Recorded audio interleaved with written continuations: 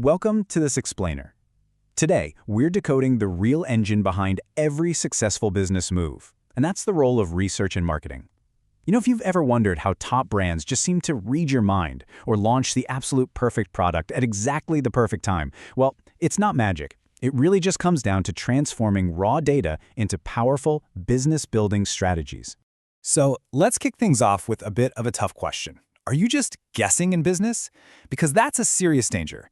Running a business based on assumptions or, just gut feelings, it's essentially flying blind. Sure, you might get lucky once or twice, but eventually, you're going to hit a wall. In today's highly competitive landscape, solid information and structured research are literally the ultimate solutions to avoid that risk. It's exactly what separates the businesses that are thriving from the ones that are just barely surviving. Okay, let's dive into this. Here's our roadmap for today. First up, we'll look at sourcing marketing information. Then, we'll define exactly what marketing research is, dive into why market research matters so much, and finally, we'll walk through the concrete steps in market research. All right, starting with Section 1, sourcing marketing information, or as I like to call it, gathering your raw data. Let's just define our terms real quick. Marketing information is simply the data and insights that help businesses understand their customers, their competitors, and the broader market trends. Gathering all of this is step one. It is the absolute foundation for understanding the landscape of your industry before you make a single strategic move. So, where does all this information actually live? Well, it usually sits in three distinct buckets. First, you've got internal data, which lives right inside your own business. Things like your company records, past sales reports, and direct customer feedback. Then you look outward to external sources. This is where you scope out government publications, industry reports, and of course, your competitors. And finally, there's the online sphere, capturing that massive digital footprint through social media chatter, web analytics, and online surveys. And this brilliantly illustrates how it all comes together. Think of it exactly like cooking. You check your own pantry first, right? Well, that's your internal data. Then you run to the grocery store for the things you're missing. That's your external data. And finally, you check out recipe blogs to see what's trending and what people actually want to eat right now. That's your online data. You really need a good mix of all these ingredients to cook up a winning business strategy. Moving right along to Section 2, defining marketing research, and really becoming the detective.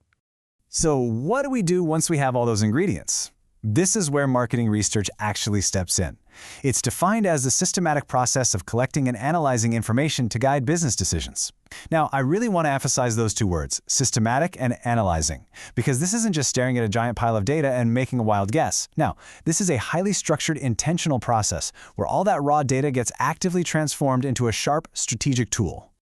Our source material captures this energy perfectly, saying it's like a detective investigating clues to solve a case. Research uncovers facts to make smart decisions. I absolutely love that analogy. As a business owner, you are actively hunting for facts to solve the ultimate mystery, which is, what do your customers actually want?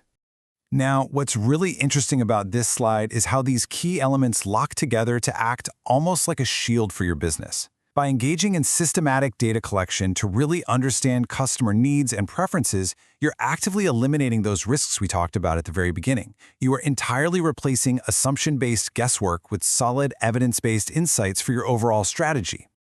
That brings us to Section 3, why market research matters. This is all about surviving and thriving. If your data represents your ingredients and the research is your detective work, the final result acts just like a compass guiding a traveler. Research genuinely keeps businesses on the right path. Without this compass, you're pretty much guaranteed to get lost in what is a highly competitive and constantly changing market. Your compass ensures that absolutely every step you take is heading in the right direction, straight toward your customer. And holding this compass comes with some incredibly powerful benefits. First, it allows you to easily identify hidden opportunities and spot approaching threats way before they actually arrive. It also tells you exactly how to improve your product development, it refines your marketing strategies so your messaging lands perfectly every single time, and ultimately, it enhances customer satisfaction and loyalty. Because honestly, when you deliver exactly what the research says people want, they're going to stick around for sure. Let's head into our final section, Section 4, Steps in Market Research, where we'll look at putting all of this into an actionable framework. This entire process follows a very reliable 5-step flow. Step 1, you always have to start by defining the problem or objective. What exactly are you trying to figure out? Step 2, you design your research plan. which means choosing your methods and tools. Step 3 is the real legwork. You actually collect the data through things like surveys, interviews, or analytics. Once you've gathered all that, step 4 is to analyze the data and interpret the results.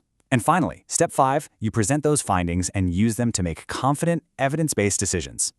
To make this really stick, let's bring back our food metaphor for a second.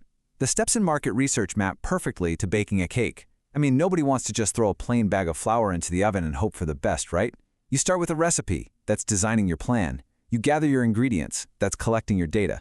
You mix and bake, which is analyzing that data. And finally, you serve the cake, which is presenting your results and actually making your big decision. So, we've gathered our ingredients from the pantry, the store, and online. We've written out our recipe, and we've built our compass. My final question to you is this. You now have the ingredients and the recipe. How will you use your brand new compass to stop guessing and start truly growing your business? The facts are out there. They're just waiting to be uncovered. So put on that detective hat, trust the process, and let the research guide you. Thanks so much for joining me on this explainer, and I'll catch you on the next one.